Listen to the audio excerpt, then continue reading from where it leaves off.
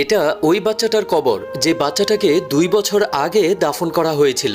দাফন হওয়ার পর এই বাচ্চাটা বারবার তার বাবার স্বপ্নে এসে বলতো, আব্বাজান আমাকে এই কবর থেকে বের করে দ্বিতীয় কোনো কবরে দাফন করে দিন। তারপরে কি বলে সেটা শোনার আগে আপনি যদি জাহান্নামের আগুনকে ভয় করেন তাহলে এই চ্যানেলটি সাবস্ক্রাইব করে দিন। তারপরে কি বলে সেটা শুনুন।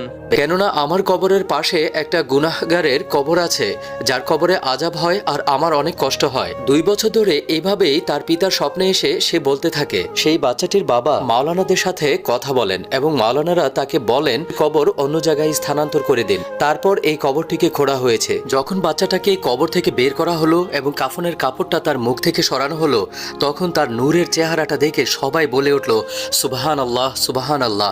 আপনারাই দেখুন কতটা নূর ঝলকাচ্ছে তার চেহারায়। কাফনের কাপড়টা পর্যন্ত কোনো পরিবর্তন হয়নি।